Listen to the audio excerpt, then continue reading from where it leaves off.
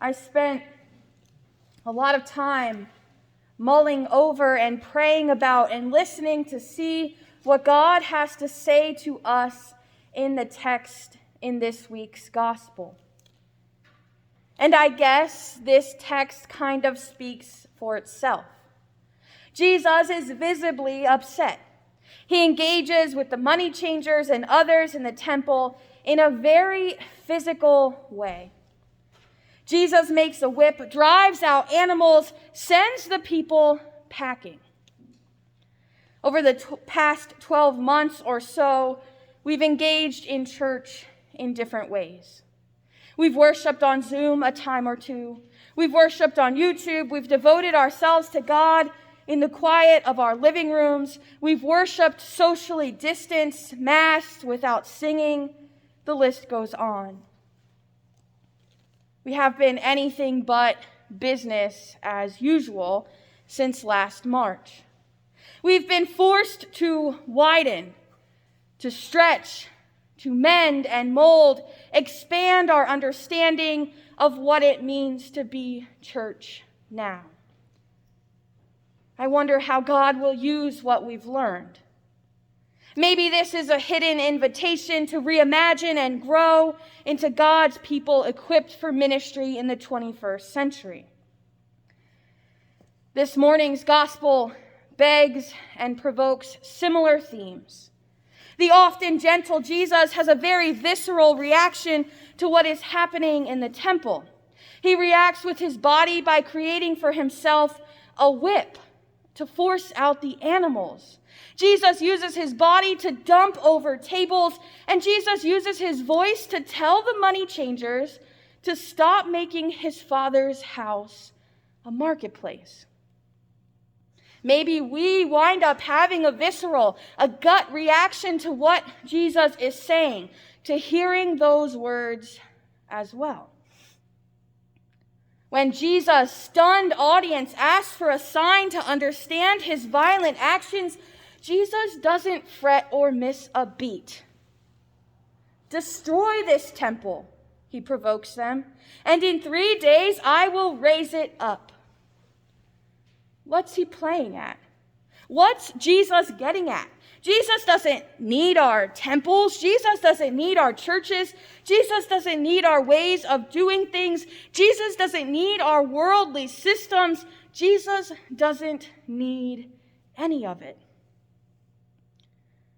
The biblical scholars who know far more than you or I will ever know about this morning's gospel have a variety of theories about Jesus' anger and subsequent violence.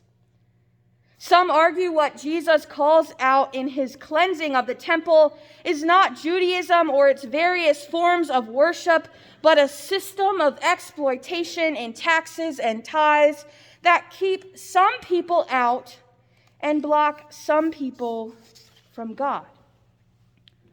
Others argue that what displeases Jesus is a Sabbath-only form of piety that separates the temple rite from holy living. It probably doesn't matter exactly what Jesus is upset about, but rather the themes of Jesus' upsettedness. Jesus is upset with an old system. Jesus is upset with people holding fast to the way things were, the way things have been, when what Jesus isn't going to do is allow people to muddle through protecting the status quo. Debbie Thomas writes this: Jesus has no interest in propping up institutions of faith that elevate comfort and complacency over holiness and justice. No. Jesus is a disruptor, a leveler, an upender, as his disciples immediately realize when he throws out the money changers and occupies the temple. Zeal is what animates the Messiah. Fervor, not casualness. Depth, not surfaces. He will not tolerate the desecration of his Father's house. He is not impressed by marketplace faith. Are we holders of marketplace faith? Is there something that we cling to? Have we made something into our God besides our God? Like our church buildings or our styles of worship that cause us to stumble, that cause us to get confused about who and what we worship. As I was thinking through all of these things, and I'm sure by now you've picked up on the fact that none of these things are easy, I came across a Facebook post by one of my colleagues and friends. She wrote, "This Sunday, we will hear about Jesus flipping tables in the temple. He's ticked that people are using practices, teachings, and traditions for personal gain and degradation of our communal relationship with God." Then she goes on to write, "What teachings and practices of the church today do you think we would find in the rubble of Jesus overturning our temple tables?" If Jesus were to come in here and turn over our tables and upend our ideologies and the things that we've made into our God, what would be in the rubble?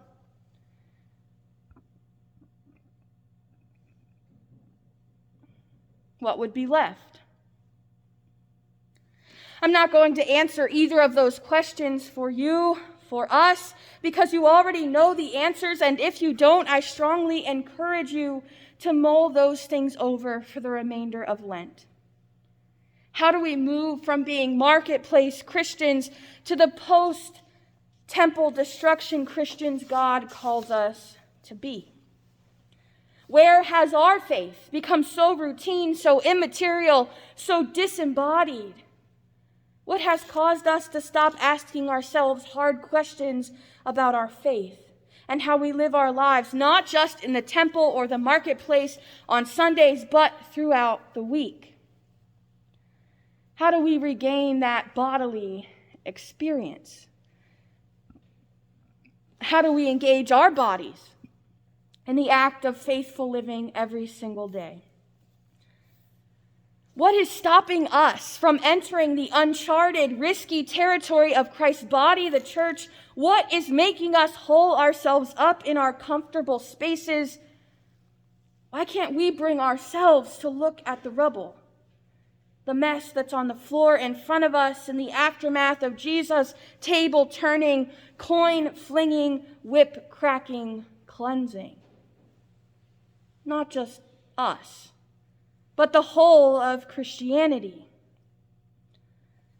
This is hefty.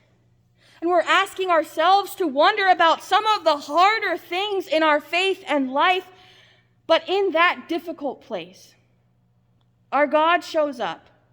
Our God is there to keep pushing us to discover our faith even deeper and really begin to see ourselves as the people God says we are.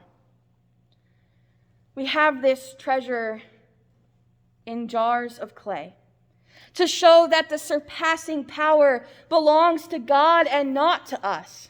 We are afflicted in every way but not crushed, perplexed but not driven to despair, persecuted but not forsaken, struck down but not destroyed. Our God is with us now and always, and has been with us since the beginning of time. Our God is propelling us to keep searching and keep finding and keep making disciples and keep sharing the good news that God's kingdom is near to us.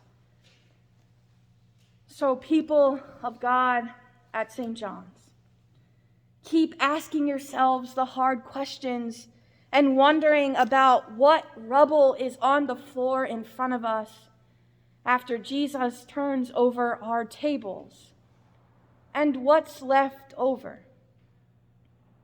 And God will keep helping you answer all of these questions. Amen.